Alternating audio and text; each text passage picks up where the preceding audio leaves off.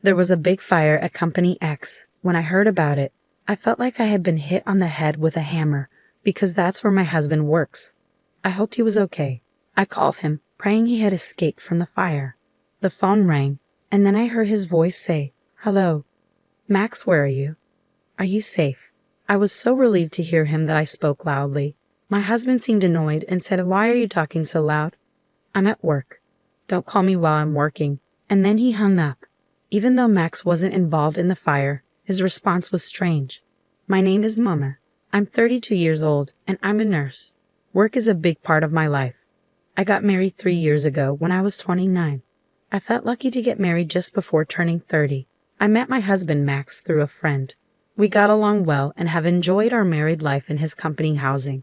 We've been married for 3 years but don't have children yet. I believe we can build a happy family together. Max can be self-centered sometimes, but overall, he is kind and good. He shows his love to me and I feel safe with him. Recently, my husband has been very busy with work and even works on his days off. He seems tired and doesn't pay much attention to me at home. After dinner, he sits on the sofa in front of the TV, but he doesn't really watch it. Instead, he looks at his phone with the TV on in the background. When I talk to him, he just says things like, "Yeah," or "Oh." At first, I thought I might have said something to upset him, but then I decided he was just tired from his busy work schedule. Because of this, I made sure to take him lunch and prepare dinner every day. I tried to make our meals nutritious and well-balanced. Then one day, something strange happened. The day before, a coworker called and asked me to switch from the night shift to the day shift. I had originally told my husband that I would be working the night shift, so I planned to let him know about the change. But I got busy and ended up emailing him on the same day. I told him in the email that I had switched to the day shift and would make dinner and wait for him. But I didn't get a reply back. I thought he was busy at work, so I focused on my own work. But even after I finished work, he still hadn't responded. He used to reply quickly, even when he was busy, and sometimes used emojis in his texts. This time, he just read my message and didn't reply. Is he working too hard, or is this just what happens after 3 years of marriage? Feeling a bit sad, I stopped at the supermarket on my way home and bought some ingredients to cook a nutritious dinner for my husband. It was very cold today, so I decided to make a warm one-pot dish. I cut up the ingredients and waited for my husband to come home so I could start cooking right away. But no matter how long I waited, he didn't come home. He usually arrives home at 7 p.m., but when he finally got home, it was already 9 p.m. "Welcome back. You're home late. Did you do some overtime work?" "Oh yeah. But did you have to switch to the day shift suddenly?" Yeah. A coworker had an emergency. I was a bit late in letting you know." "I see. Well, I guess you couldn't help it, but it's a little annoying that you told me on the same day. I might have had plans to go out for a drink or something." "Oh, you're right. I'm sorry." I said that and turned on the stove for the pot. "Oh, you haven't eaten yet?" "No, I thought I'd wait for you." "Well, thanks, but you don't have to wait for me next time." I felt a bit sad hearing that.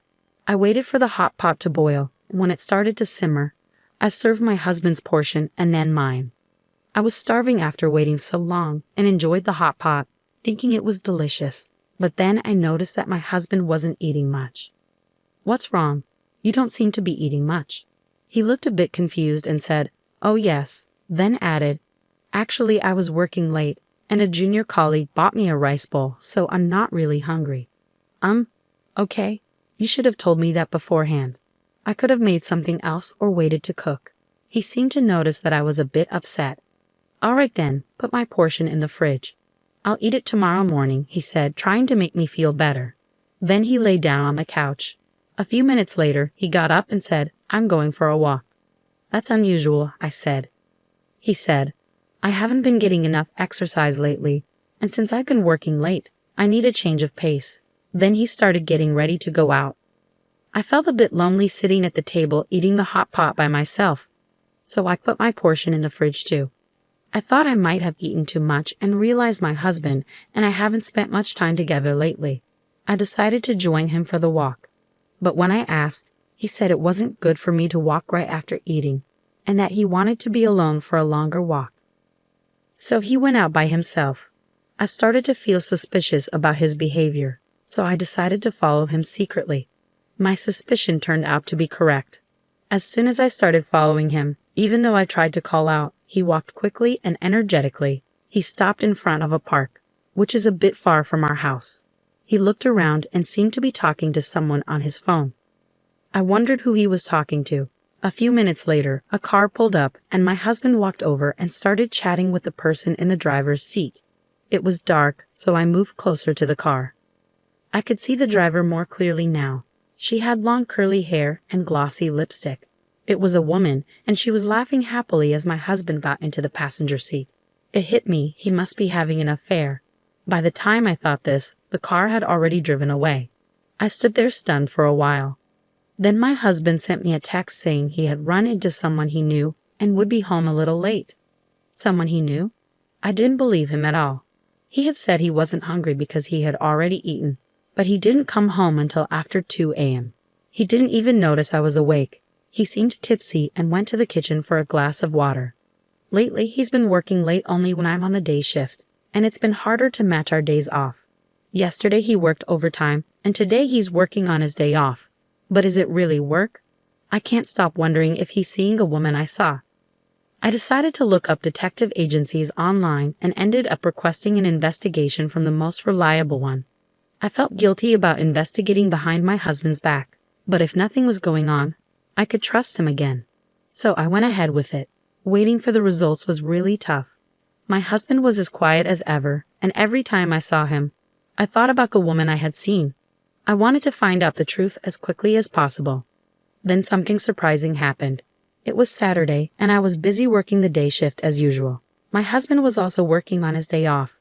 I was focused on my work, thinking that since we were both at work, I didn't need to worry about anything else. Then I heard sirens in the distance. The sound got closer and louder. Just when I thought they were passing by, I heard more sirens. It wasn't just one fire truck, but 2 or 3 more. This meant there was a big fire nearby. I felt uneasy and worried. 2 of my colleagues, who had gone to the hospital room, returned with serious expressions. They were talking about the fire. "You mean the fire?" I asked. "Yes, that's right. Apparently, there was a big fire at Company X." My heart sank because that's where my husband worked. It felt like I had been hit on the head with a hammer. I quickly explained the situation to my colleagues and called my husband to make sure he was okay. I hoped he was safe. I called his phone, praying that he had escaped the fire. Despite our recent lack of communication, I always saw him off in the morning. The call rang, and then I heard his voice say, "Hello. Max, where are you? Are you safe?"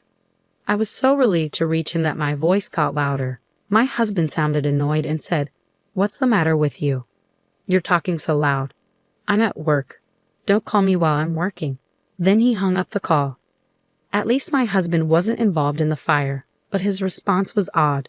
With such a big fire and several fire trucks at the scene, there was no way he could be working as usual. Did that mean he didn't actually go to work? And why was he so cold when I was just worried about him? I was growing angrier with him. Maybe I had been seeing him off just so he could meet another woman since we got married. So I made a decision. I would leave the house. When I got home, I immediately started packing my things. I found the results from the detective agency in the mailbox. They had just arrived. I decided to take the results with me as I left. My parents helped me pack, and I arranged for the movers to come right away. My husband didn't seem to know I was aware of the truth. He didn't contact me that night, and I guessed he was with his lover. I packed up many of my things, furniture and appliances I had from before we married. The room looked almost empty and deserted. As I looked around, I realized I had no emotional attachment to this place anymore. For now, I moved my things to my parents' house and began searching for a new place of my own. The next day, my husband finally called. "Hey, what's going on? Most of your stuff is gone." Of course I moved out. "What? What are you talking about? When are you coming back? What about my food and the house chores?" I was shocked by his reaction. Is that all he thinks about? During our conversation, I was reminded again of the fire at his company. It was clear he was with his affair partner instead of at work. The anger surged within me. "Why don't you find another woman to handle that for you?" "Huh? What are you talking about? You were with a woman named Linda today, weren't you?" "Huh? What are you talking about? I was at the office. Oh, at the office? How long did you work today? It was a busy day. Even though it was my day off, I stayed late. I see. That's why I was so surprised you moved out. Why don't you stop lying already? Huh. You lied about going to work, didn't you? I wasn't lying. I was working. What's going on? How could you work until the evening when there was a fire at the office during the day? Huh. When I called you earlier, there were several fire trucks at your company responding to a fire. I was calling to check if you were okay. You told me not to call you while you were working, yet you acted like there was no fire. Well, and I have evidence from a detective agency about your affair. There's no way you can deny it. All further communication will be through my lawyer, and I will be seeking alimony. Oh no? My husband kept begging for forgiveness and apologizing, but I no longer have any feelings for him. I'm sorry, but there's no way to fix this. I'm hanging up now. Wait. I went to my lawyer and asked for a divorce and alimony. The divorce was finalized and my husband couldn't escape the consequences due to the evidence. He and his affair partner paid me a fair amount of alimony. It turned out that his partner was a junior colleague at his workplace. The news of their affair quickly spread through the company, and the timing during the fire caused a lot of negativity among their colleagues. Both my husband and his partner are now facing cold stares and feeling quite ashamed. They really deserve it. Meanwhile, I moved to a new apartment and am enjoying my comfortable single life. I'm taking my time to find a sincere man and am not rushing into a new relationship.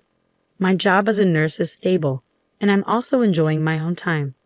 Although I discovered my husband's affair unexpectedly due to the fire at his company, he shouldn't have had an affair in the first place. I would have found out eventually. I believe he got what he deserved. I'm now focusing on enjoying my single life and my work as a nurse.